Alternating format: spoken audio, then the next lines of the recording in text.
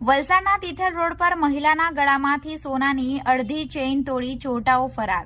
વલસાડના તિથલ રોડ પર ગતરોજ રાત્રે એક મહિલાના ગળામાંથી સોનાની અડધી ચેઇન તોડી ચોટાઓ બાઇક ઉપર ભાગી છૂટ્યા હતા.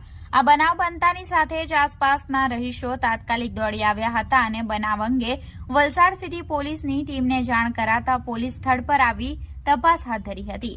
આ બનાવમાં ઘટના સ્થળથી મળતી વધુ માહિતી મુજબ વલસાડના તિથલ રોડ પર અવધૂત સોસાયટી કોળી સમાજની વાડી પાસે રહેતા 30 વર્ષીય કરિશ્માબેન પ્રતિકભાઈ દેસાઈ અને તેમની સાસુ વલસાડના તિથલ રોડ પર ચાલવા માટે રાત્રિ દરમિયાન નીકળ્યા હતા. જે દરમિયાન તિથલ રોડ ઉપર લોહાણા સમાજની હોલની આગળ ઋષિકેશ બિલ્ડિંગ નજીક પહોંચતા પાછળથી એક અજાણ્યો ઈસમ જેની ઉંમર આશરે 35 વર્ષની અને તેણે શરીરે કાળા કલરનું જેકેટ અને બ્લુ કલરનું પેન્ટ પહેરેલું હોવાનું જણાઈ આવ્યું હતું. જે સમયે પાછળથી આવી કરિશ્માબેનના ગળામાં પહેરેલી 10 ગ્રામની સોનાની ચેઇન ખેંચી હતી અને અડધો ભાગ કરિશ્માબેનના હાથમાં રહી ગયો હતો.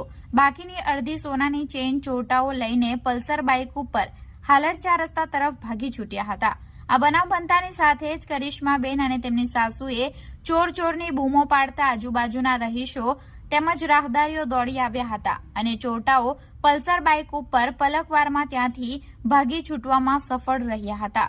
બનાવ બાદ વલસાડ પોલીસે તાત્કાલિક સ્થળ પર આવી તપાસ શરૂ કરી હતી, જેમાં કરિશ્માબેનના જણાવ્યા પ્રમાણે તેમની સોનાની ચેઇન 10 ગ્રામની જેની કિંમત આશરે 70,000 રૂપિયા થાય છે, જેમાંથી અડધો ભાગ ચોટાઓ લઈ ભાગી છૂટ્યા હતા, જેની કિંમત આશરે 30,000 રૂપિયા થાય છે. આ બનાવ બાદ પોલીસે ગુનો નોંધી વધુ તપાસ હાથ ધરી છે.